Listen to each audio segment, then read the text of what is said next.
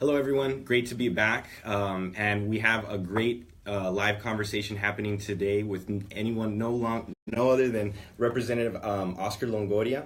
Oscar, thank you so much for being here with us this morning. So there's probably a lot of chaos happening outside of this building right now. It's snowing. Yeah, it's snowing in South Texas, and it's South Texas weather. I think it was 80 degrees last week, and then this week, there's snow. So it's amazing. And, I saw someone post last night. They were like, only in Texas can you drive to the beach and still be in Texas and, have some snow. Yeah, it's amazing. This morning, it just seems like everything kind of slowed down because of the snow. I went to go pick up my morning cup of coffee, and the line was just incredibly long. So I think everybody's kind of getting geared up because of the snow, and more importantly, because Christmas is around the corner. Yeah, and coffee shops are happy today. Today is the day to buy coffee, right? It's a very profitable day for coffee shops. Yeah. What you drink? Are you a coffee drinker? I'm a coffee drinker, but the ironic thing about it is I don't like hot coffee. I just like iced coffee. Iced coffee. So folks that know me know that I prefer my cup of Joe, but it's got to be on ice. Well, there you go. Well, that's something that you ought to know. If you're going to buy him coffee, make sure to put some ice in there. Yes. So today we're just going to have a conversation. We want to wrap up this last 85th legislative session. A lot of different things happened, including the announcing that Speaker Joe Straus isn't going to come back. So we want to kind of wrap that up and get your summary on that, and then we want to talk about the future, what you see in the future, because that's the most important thing, right? Focusing on the future and future solutions. Unfortunately, the Speaker's not coming back. He did an excellent job as Speaker of the Texas House of Representatives. I think he was always very helpful for South Texas and South Texas issues. The members down here, I think, benefited because of that. And, losing him is going to leave a big void. But, I'm optimistic. God knows what the future holds for 2019 when session starts, and hopefully whatever speaker, man or woman, will kind of be cut from that cloth. But he did a great job, and I tell everybody, he's a speaker until January of 2019, so there's still a lot of work that's still left to do. We still have time, so basically he's not gone yet. He's not gone yet. I tell everybody, he's still the speaker. So if you still have complaints, you can still call him? You can still have complaints. But I think, he's making sure that we put the work in and do what we need to do in the interim, so make sure we have a good session in 2019. And give us a little highlight, kind of just off the top, how you feel, you personally, at this last legislative session. What did you see were the most important things? Where do you feel that maybe there was a little bit of distraction? There's a lot of dynamics. Whenever you're dealing with political office and legislative issues, there's always, and I told everyone, politics and policy. And, whenever you get into these political fights, a lot of it's more of an argument. Yeah. When it's policy, it's more of a debate. I think, from the House side, we've always tried really focusing on the policy issues. And it's kind of ironic because I think there's always been a stigma that the Senate is where the policy was made, and the politics and the antics would be in the Texas House. But I think there's been kind of a shift on that. And this past session, I think we really tried stepping away from the political issues, whether it be a bathroom bill or stuff of that nature, and focus more on the policy, which was, allocating funds, figuring what the state needed, and really looking into the issues that were the important issues, for the short amount of time that we're there. And, you mentioned something very, very important, the difference between politics and policy. And, focusing on policy these days, it's kind of difficult because there's so many distractions. There's so many distractions, and folks can get really bogged down with something. And you find yourself sitting there, and I've had this conversation with my desk mate there on the House floor. We can be there all day and really just arguing about one issue, because it's not debating, it's just arguing. There's a political issue, and folks will just go out there, and it's very personal to them, and they'll drag it out all day, respectfully. But we've been there for 10 hours, and we're just like, we didn't really attack much policy or develop policy. Instead, we spent the majority part of the day and sometimes into the evening on these political hotbed issues. That also reminds me of the beauty of our government and our country, is that ability to even focus on things that may not end up accomplishing anything. That's the beauty, freedom of speech. It is, and folks, I tell everybody, it's a crazy process, but at the end of the day, it's a beautiful process, the way everything is set up. And, when legislation is filed, the system is set up inherently for it to probably not pass. And folks think folks, initially when I first got elected, I thought, well, it's a bad thing. You want to get stuff passed. But, in hindsight, if you have a bright idea today, it may not be the greatest idea a couple months from now. So I think the way everything is set up is just to assure us that whatever is passed, more likely than not, it's probably going to be good for the entire state. That's the Texas Constitution. I mean, every policy, procedure, everything was created for a reason, and it's not perfect. No system is, no. Right? But we work every single day to push forward. You talked about when you were first elected. Let's talk a little bit about your background and when you first decided to run. Your very unique district because you're in two different counties. So you have two different audiences. Give us a little bit of background on that. Okay. Well, I went to school in La Joya Independent School District and graduated. At the time, there was only one high school. I stayed down here for a year, and I was attending South Texas Community College at the time. Now it's South Texas College. So I transferred up to the University of Texas at Austin. I graduated from UT, came back down, knew I wanted to go to law school, and I worked some local political races. During that interim, applied to law school, got into UT, and went up and did my law school studies. I graduated in 2007. And initially, my wife and I were kind of debating. At the time, we were engaged, right? And we're debating on where we were going to live and what we wanted to do. But we ultimately said, we want to go back home. Yeah. So we both came back to South Texas. And back around 2007, I was appointed on the Special Utility District, which is formerly La Joya Water Supply Corporation. It was going through receivership, and they were going to appoint some board members. So I was one of the appointees. Now we drew straws, so not everybody's going to be able to seek re-election, and I was one of them that was going to get off initially. Destiny. Yes. So I got off on that, and at the time there was an opening on South Texas College Board, special election. So I ran for that position, served my tenure there, and when that expired, I was thinking, I'm going to take a hiatus from politics. And at the time, my wife was pregnant with our oldest, and it was redistricting. There was issues. There was some litigation, and ultimately they created House District 35, which is the district that I represent now. So I waited to the very end to file for that, and I'm here today. Wow. Yeah, that's how it all worked out. And talk to us about this district that's in two different counties, the demographic, and how you manage it. It's a very dynamic district, and I really like it. I represent Western Hidalgo County and Western Cameron County, but just to kind of give you a scope of the cities. So portion of Mission, La Joya, Peñitas, Sullivan, Monte Alto, Ed Couch, North Mercedes, North Westlaco, La Villa, Combs, La Feria, Santa Rosa, and Harlingen. Wow. So it's got a little bit of everyone. So when folks are like, well, so do you, what reps do you abut? I'm like, pretty much everybody. I think I have a little bit of everybody's district. And, so the demographics and the interests and the wants and the needs vary here and there, but I think ultimately pretty much everybody wants, whatever we can do for the betterment of the entire region. So whenever issues come around, I try not to focus so much on Hidalgo versus, Cameron. I try to look at it as a regional issue. Yeah. And what kind of different issues? Can you give us some examples, things that may pertain to that west side of Cameron, west side of Hidalgo? Well, I think every respective county and every respective city wants to do what's in the best interest for that respective city. Yeah. So sometimes I like to come in and say, well, look, this will benefit you, but it may not benefit them, but what's going to benefit everybody in whole. Yeah. And I saw that very early on in my first session with the merging of the universities, RGG, the medical school component, and that was a big issue, and it was kind of... You were probably being pulled into it. It was, and I told everyone, it shouldn't be about territorial. The territory is South Texas, and if you look at it as a region with Hidalgo, Cameron, and Star, and to an extent Willacy County, we can do great things if you lump us all together, but we kind of need to work together for the greater good. I guess kind of like Justice League, right? Every county unite. No, very, very like that. Yeah. Well, we want to thank everyone for tuning in. Feel free to share the live stream, and if you have any questions or comments, to comment on the feed, and we'll do our best to get to you. So after becoming elected, what was one of the first lessons that you learned when you got to the state capitol? Folks, I think that when you first get elected, I think it's like focusing Democrat versus Republican, and that's where the issues really start. And it's not so much so true. It's really rural versus urban. I think that's what the fights, in the legislature are all about.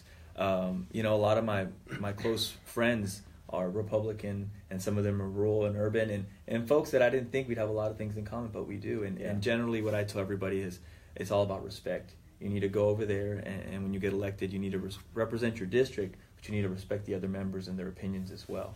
And I mean, it's a very diverse body, but I think if you're a person that sticks to their word, represents their district, I think you can be successful. And, another thing, there's 150 state representatives in the state of Texas, and, you do have your districts that you represent, but at the end of the day, you're part of the passage of legislation that affects all Texans. So it kind of comes back to that point that you just made. Respect is huge, and when other representatives see that you respect them, and they're whatever they're focused on, I think that opens the door to cooperation, to working together. I think in a nutshell, you have to agree to disagree. Yeah. But more likely than not, usually whenever it's a big issue, broad issue, it's good policy. I mean, pretty much everybody's on board with it. Yeah. So, to the left of me, my desk mate is a female member from the DFW area, Democrat, and we agree a lot of times. Sometimes we don't agree. And then, adjacent to us, we have some rural Republican members, and we agree a lot of the time. And it's crazy. It's amazing because, there'll be 10 votes, and out of the 10 votes, we're on together about 7 or 8. Yeah. So, yeah, it's one of those things where I think you have to work with your fellow colleagues to really get an appreciation and an understanding on how the body works. And for sometimes I think people that see from the outside, I don't think they understand that. Yeah. Well, that's why we're having these conversations, so that people can get a grasp of what's happening inside. So this past legislative session was very successful for your office. Specifically, you were given, and correct me if I'm wrong, a perfect score being pro-business. I was given a perfect score being pro-business. And I think... Congratulations. I appreciate it. And what I appreciate about that is I think some of the issues that were looked at were some of the bathroom legislation, the show me your papers stuff that was passed. And those are very contentious political issues. But I think ultimately the business community felt, issues like that are very divisive, discriminatory possibly. And I don't think anybody benefits. And they felt that, it doesn't benefit business. And rightfully so. I agree with that as well. So I think that's part of the reason why I was able to get the perfect score. Because they understood that those issues, those social issues, they have a nexus where they could be discriminatory. And that's not going to help business. It's not going to help any progress in the state. It seems like your office has always focused on things that matter to everyone. Education, healthcare, quality of life, those kinds of things. So... is that something that you focus on to stay away from, more of the political debates and focus on just things? I don't mind the political debates, but the way I see things is if you get really caught up in one of those issues, you forget everything that's going on around you. Yeah. So if I go in, and rightfully so, sometimes there's times where you need to really focus on these political issues and you need to work on them. But if you constantly get bogged down with that, you're going to pass everything else. And there's other issues that are going on. I mean... we get elected, we're there for a short period of time, and we have to do work. We're there from usually January through June, and there's only certain amounts of months that you can do things that you need to do. So I told everybody, we need to work, and we need to be able to stretch our time so we can't get caught up on these issues. If we kind of don't know where they're going to end up, we need to focus on the issues that are going to have to get passed, which be, one, the budget, how's education going to be affected, the infrastructure, transportation, what are they doing for South Texas, and work on that, and then have those work secondary to us. And that's a great way of thinking. We have our first comment and question from Robert. Robert, thank you for the comment. He says, thank you for your leadership, Representative Longoria. How do you think citizens can work to bridge the political divides locally and daily? That's a great question, Robert. I think it's all about reaching out. What's funny is I was with a group of friends yesterday, and one of my buddies asked me, so when are you guys going back to session? Right after Christmas? I said, you know what? We actually don't go back into session until January 2019. So a lot of folks don't understand the dynamics, and we were there to help out. And I told folks, if you have an idea, if an idea on legislation, or you think that there's a serious issue, right now is the time to work on it. Session doesn't start until January of 2019, but during the interim is where we can do a lot of the work. Yeah. So just because we're not meeting in Austin doesn't mean we stop working, but actually the majority of the work is done. I want to say the hard work, heavy lifting, is done in the interim. Correct. So if you have an idea, if there's something you want to work on, if there's a particular issue that you think needs to be addressed, come to the office, see if we can help you out. And if it's a state issue, we may be able to. And if it's a federal issue, well, then we'll put you in contact with our congressmen or U.S. senators. Maybe they can help you out with that. Solutions. Exactly. So it's all about working towards whatever you need to do. And I tell everybody our office is open to anyone. I help out any constituents, whether I represent the district, whether I represent them or not. We're open to anybody 24/7. In any way that my office can help out, we always try to. Even if it's not state related, we'll try to put you in contact. 6 degrees of separation. We may not be able to do it, but I'm pretty sure we can find somebody that can. Teamwork makes the dream work. Exactly. That's the way things work. So during this transition right now, what interim charges were given to you for this transition that's happening? Well, we got some specific interim charges pertaining to appropriations, but the big thing that I'm working on right now is I was appointed on the Hurricane Harvey Select Committee to kind of analyze the disaster and the impact and how's that going to work in the 2019 session and what we can do to address that. So I'm the only member that's non-Harvey related directly. Okay. So we went to Houston and saw kind of some of the aftermath that occurred there, and followed up, and we had a meeting in Corpus Christi as well, and we're going to meet in Beaumont sometime in the beginning of 2018. So I think we're going to kind of get everything together, see what we can do as a state. A lot of the damage and analysis and a lot of the helping hand has to come from the federal government, via FEMA or whatever resources they have. But I think from our standpoint is we're trying to see what we can do as a state to help our fellow Texans. Being proactive. Exactly. And how is this experience, with these different interim charges that you're given, how is it helping you prepare for next session and for the future? What it does is we basically do the draft, and then once sessions start, we work on the final draft. So, we'll see what happens, and if we have any hiccups, things that need to be addressed. Okay, this needs to be corrected. We're going to have to draft legislation to address that, or this is something that can get worked out with policy within an agency. So as we go, we encounter these hurdles, and we figure out how we're going to address them. Okay. And whatever needs to get addressed legislative-wise is stuff that we're going to all the tactics. Yeah. So when folks see these vast bills that are passed, they just weren't developed overnight. They worked through the entire interim process, and they got them ready to go. Some people think though that they were just like they just wrote it up and I tell everybody, if you see a vast 30-page bill, chances are it probably wasn't done from one day to the next. There was probably some time that folks worked on it. Yeah, and you all have a lot of assistance on putting and drafting these bills, but it's complicated because it affects a lot of people. What happens is folks have an idea, and it's a great idea, but you don't think, okay, I'm going to pass this law. I think it's a great idea. Oh, it makes sense. Well, you don't understand what the ramifications could be. Yeah. And then you might have some organization come out of left field saying, hey, these are going to be the negative impacts on us. Saying, oh, well, I didn't know that. So then you want to cultivate it. So I tell everybody, figure out what you want to do. Try to bring all the stakeholders to the table and try to work it out together. Yeah. And if you can work on it, through policy in that manner, it's great. For instance, I'll give you a hypothetical. I had a local group reach out to me. They had some issues, and they wanted to see if we can work on some legislation. I figured, this may be something we could do policy-wise. So I reached out to the folks that they had an issue with, and sure enough, about 3/4 of it could probably be worked out via policy. And I said, you know what? And then the other quarter will probably have to be addressed legislative-wise. So, we're working on it. We're meeting and trying to see what we can do. And I told everybody, if we don't have to pass a law and we can get it done, great. And if we have to pass a law, well, then we're going to have to pass a law.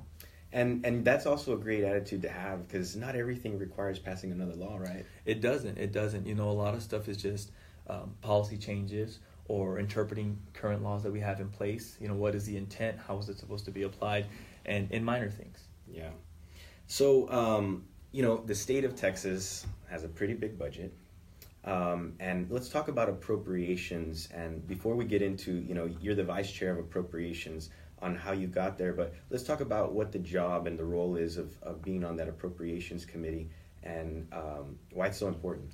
Well, one thing that has to pass every legislative session is the budget. So that's the one bill that needs to pass. Yeah. So we don't pass any other bills. The budget needs to get passed. And the way the budget process works is, we have the House Appropriations Committee, for the Texas House of Representatives, and their Senate Finance Committee for the Senate. And both bodies draft the budget, and ultimately needs to get reconciled. Yeah. And there's a lot of give and take, and ultimately we have that final budget bill. So it's a big work in progress. There's so many men and women that work on that, 24/7. And folks don't realize that we don't craft a 1,000-page document overnight. Yeah. But it's an amazing process, and I think ultimately everybody knows that needs to get done. So it's something that we have to work on and put the time and the effort. And there is so many more needs than there is funding. Things happen, like as an example, this past year, Hurricane Harvey, that was unexpected.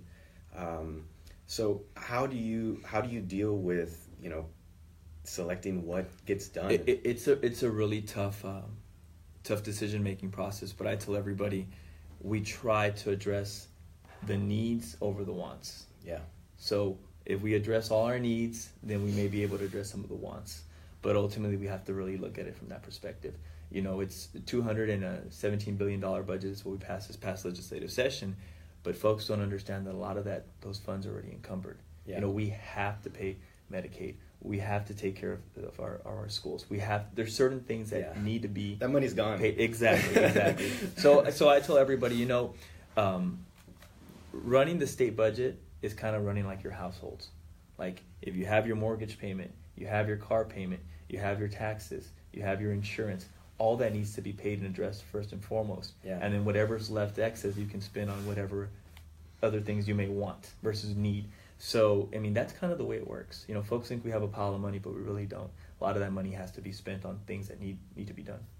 And at the state level, what about looking, because obviously that a lot of the money is gone, but sometimes people will talk about inefficiencies and how can we save money? And is there a way, because at the end of the day, you either reduce expenses, increase your income, or you figure out, okay, the budget that I'm currently spending, is there a way to tweak it to become, more effective and efficient? I think every session, that's the thing we look at. Yeah. Okay, what is a want, waste versus a need? So I think we look at the budget and say, okay, this program isn't working.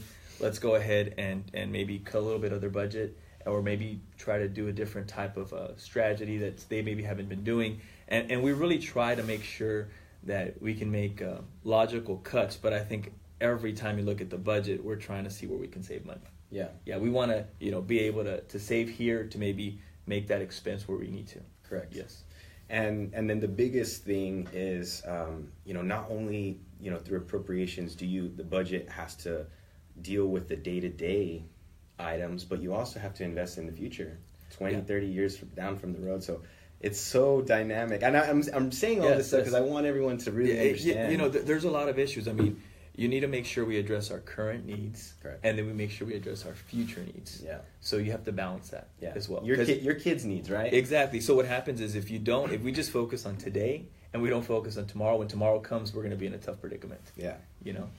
And the best way to prepare for the future and invest in the future, in my personal opinion, is through education. Mm-hmm. Speaker Straus has been a big advocate on education. This past legislative session, he defended public education. Mm-hmm. He was against the voucher program to take money away or defund public education.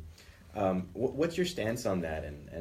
I think public education is our first and foremost responsibility to the public.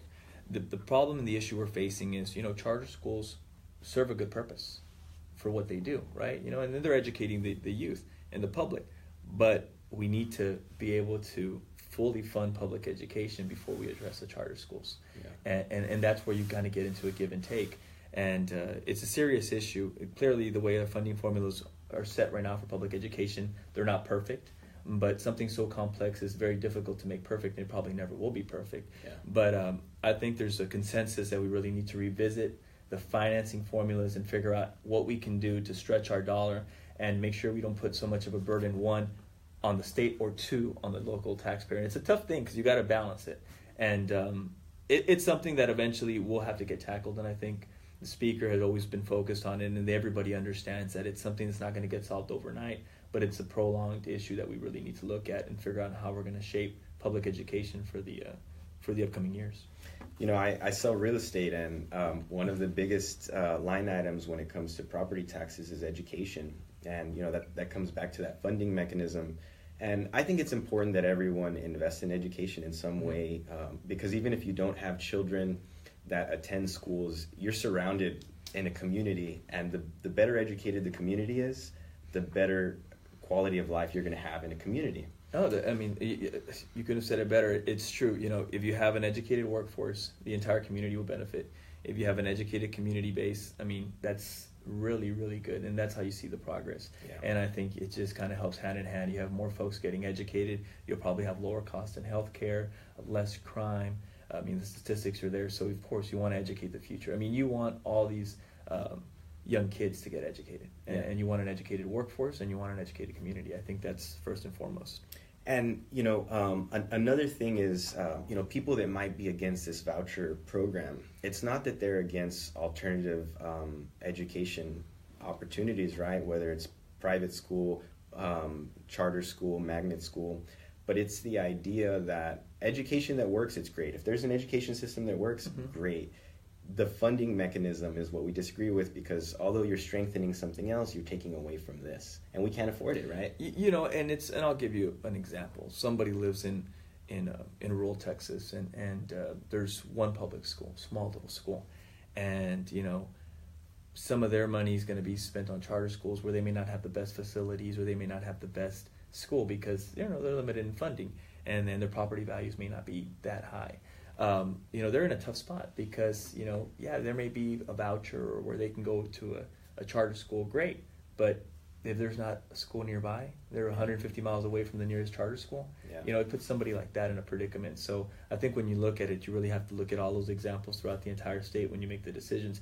But, you know, I think charter schools serve a purpose. They do great work. You know, they have amazing results. But we need to figure out the first person that needs to get taken care of, or the first entity, would be public education and pub ed. And then once we address that, we can address the charter schools. And clearly, in a perfect world, you know, we'll have a great funding formula.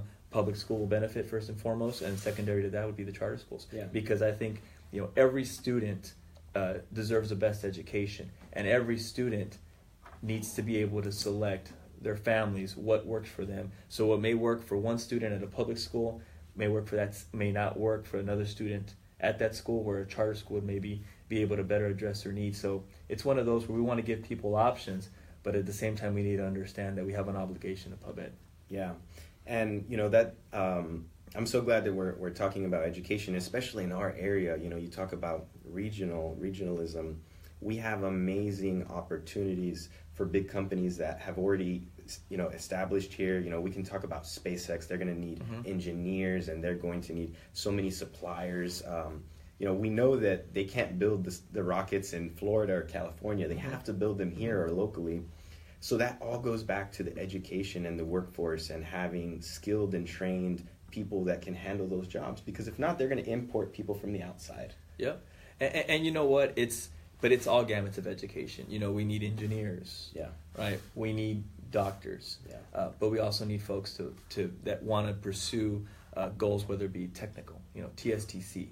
Correct. You know, South Texas College, whether it be an associate's. I mean, you know, whenever you bring SpaceX, you know, whenever Cardone Industries just opened up a huge plant in Harlingen that they're going to start embarking on that endeavor. Yeah. You need folks at all different gamuts. Yeah. So, you know, like I told you, somebody may want to pursue their education to be an engineer. Somebody may want to go focus on fiber optics and go get a technical degree from TSTC. And, you know, the technical degree may make more than the engineer, believe it or not. But you know what? At the end of the day, we just need the opportunity for these folks to be able to work. Yeah. And hopefully stay down here, because we don't want to educate everyone and then saying, hey, well, we're getting everybody educated down here, but unfortunately there's no job, so we're going to go somewhere else. You know, that's where you have an issue. But it's a very exciting time because, you know, at least the way that I think of it is we're transitioning and we are a sleeping giant. And if we come together and realize, hey, we have to work together to make this the best community to live in, we're going to really make a name for ourselves in the state of Texas. I think we're putting ourselves on the map. Whenever you look at it as a region, and we start talking about us being a region, it's kind of scary. I mean, Hidalgo County's got 1 million folks living here, and only Lord knows what's going to happen when they do the census. You know, so those numbers are going to increase, and it's going to be, you know, let's just say collectively over 2 million Hidalgo, Cameron, and Star. I mean, that's a lot of people. I was telling a friend of mine who lives in Las Vegas, you know, there's more people living in Hidalgo County than there is in Henderson. Yeah, and I said, it's if when you really put it in perspective, I mean, the area is growing. It's phenomenal. Yeah. I mean, you see it. You're on the expressway and you see the traffic jams and you see the cars everywhere. Of course. The construction sites. I mean, I know we need more infrastructure, but the construction timing. Oh gosh. Yes. Well, it's really good to hear that you're focused on education and you see the big picture. To anyone out there that wants to know how they can support and get involved in education, what advice would you give to them? Figure out what your cause is. There's a lot of organizations, great organizations. If you're a teacher, there's teacher organizations. If you're a concerned parent, there's parent organizations. If you're just a concerned citizen wanting to, have an educated workforce, there's that. If you're pro-charter schools, there's organizations for that. For pub ed. So just get involved, and the internet's a beautiful thing. You can pretty much find any type of organization, and a lot of times they'll have their legislative agenda and their plan. And I tell folks, believe it or not, to get stuff done, it's just about working the issue.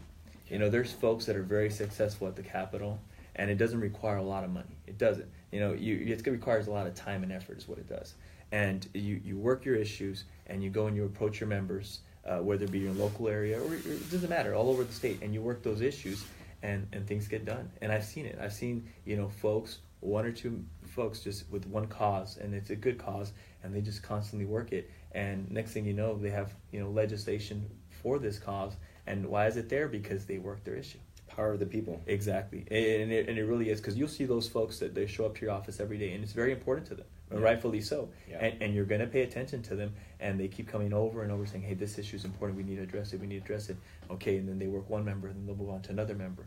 And next thing you know, all 150 members and the Senate know about this one issue because of these one or two people. Persistence. Exactly.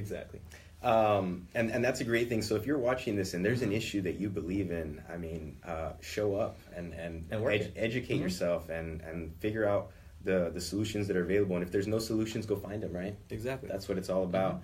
Last week the Federal Reserve Bank of Dallas was here, and one thing that they have been preaching and advocating is the digital divide in the Rio Grande Valley, when it comes to technology, et cetera.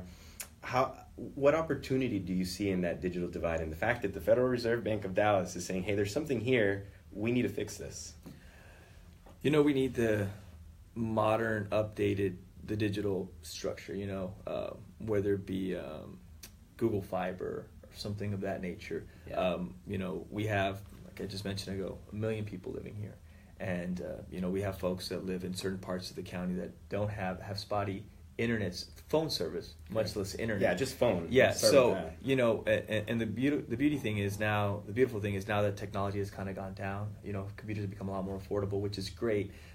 We need to make sure we connect those folks over to the internet, make sure they have fast speed internet, make sure that there's programs within communities to make sure that they get internet service over to all their constituents, because at one time I think having internet service was a want, but at this point in time it's a need. Yeah. And I'm a firm believer that if you have students that are going through the educational system K through 12 that don't have adequate access to internet, I mean, I think that the grades will suffer because of that.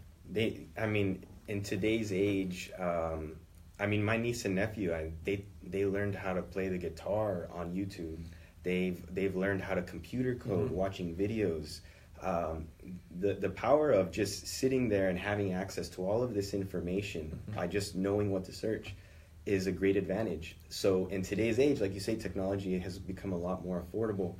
It's only right that all of the students, if we have a community and we can do it, we should. We had the era where the Encyclopedia Britannica, and it was a costly, edition of books, but, it was kind of a want, and it would help you out. You'd be able to go and research stuff, if you didn't want to go to the library.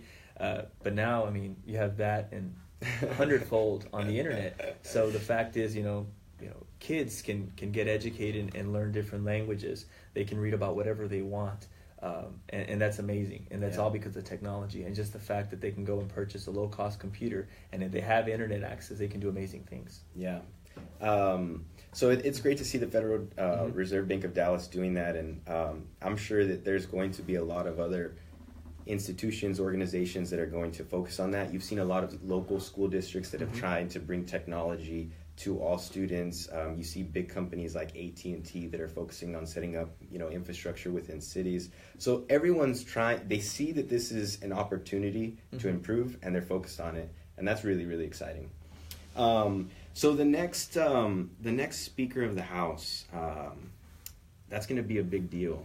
And this past legislative session, we had a lieutenant governor that sometimes selected things that others didn't agree with. We'll leave it at that. But you had a Speaker of the House, Joe Straus, that stood up. So how is it going to be if we get a Speaker of the House that may side with the lieutenant governor on all those issues? Things would change for the entire body. I think there's a consensus within, D's and R's in the legislative body to try to elect a speaker, man or woman, that's going to kind of look at things from a bird's eye view and focus on policy versus politics. And I'm optimistic about it. So, the speaker's battle's a ways to go. Like I told you, Speaker Straus is a speaker until January 2019. And at that point in time, whatever respective member, is running or wants to run for speaker, I think is going to have to bring, for me to support them, those type of ideals. And more importantly, South Texas, what are you going to do for the Valley? Are you going to forget about us, or are you going to continue to work for us? And anyone that supports that and kind of my bird's eye view perspective and is willing to focus on policy is somebody that I'm going to support. So, I'm optimistic that there'll be a member that will rise and be willing to take the reins from Speaker Straus and kind of be able to carry that and look at those big bird's eye view issues and really addressing what needs to happen in the state as a whole versus smaller issues that kind of divide the entire body. Juan Luna has a question. He says, who do you see becoming the next Speaker of the House? I really don't know who's going to become the next Speaker of the Texas House. The fact is, we're still in our races. Monday's the filing deadline. A lot of members are going to be up, have a March race or have a November race. So those issues, the person that would be selected, it's so far removed. Yeah, it's premature. I mean, I tell everybody, that race, you really can't look at it until after the November election of 2018. Yeah. Because then that's when the dust starts settling. Yeah. So basically, let's keep focusing on policy, right? And getting things done. Focus on getting things done. And I think ultimately, whatever members throw their hat in there, it's going to have to be somebody that's willing to look for the betterment of the entire state. And, my biggest concern is going to be, what are you going to do for South Texas? Yeah. And they will have big shoes to fill. They will have big shoes to fill. Yeah. Well, let's talk Texas a little bit. So right now, Texas population, I think I heard a statistic that there's about 1,000 people moving here every single day. Pretty much, yeah. And, I don't know about with the snow now, but people, they're like, wait, it snows too in Texas, we're not going there. But right now we've got a population about 28 million, expected to, hit 41 million. Do you think that we're ready for that when it comes to financing, infrastructure, having the funding mechanisms to prepare for that big population? I don't think you can ever really get ready for that. But I think we need to put everything in place to be better prepared. Yeah. I mean, it's one of those things where you can't really, fully understand what's going to happen a few years from now, but I think you can kind of anticipate it. There's been a focus on putting money into transportation. I'm sure you're well aware of that, and that's part of one of the reasons. And there's probably a focus now, and we've been discussing it on Pub Ed, because we're going to have all these students needing to get educated. Yeah. And then there's a second component, which is going to be higher ed as well. So, you have that because, you want them not only to get their high school diploma, but you want them to go and get their secondary degree, whether it be in, at a 4-year college or a 2-year technical institution. Those are issues that we're looking at constantly. And I think that's kind of one of the issues that's always addressed every session. Like, the state's growing, what are we going to do to address these needs? And make sure we have, the big issue that we need to address, and we've tried to address it, is water. It's a scarce resource, more folks, more infrastructure, more business, we need more water. Yeah. And, it's something that a lot of people may not think about. They're thinking about roads and we need more infrastructure, but maybe the future is going to have more railways and hyperloops. And that's always been discussed, and you have to figure out, okay, where would you run it? How are you going to run it? Things you need to look at, desalination. could be an issue, could be something we can address. What is the cost? What is the benefit? Yeah. Looking at where we can find more water resources. So yeah, I mean, those are always, those are the issues that we need to look at every session. Yeah. And I think that's where you have to kind of put your focus and your energy, instead of focusing your energy on other issues that kind of may bog you down for a few months because it's kind of trending. Yeah. But really you forget about this stuff, and this is the stuff you really always have to look at. And it's so important to have people in office that are focused on that, right? Yeah, yeah. So right now, you're preparing, you're doing your homework in your local district. You're meeting with people.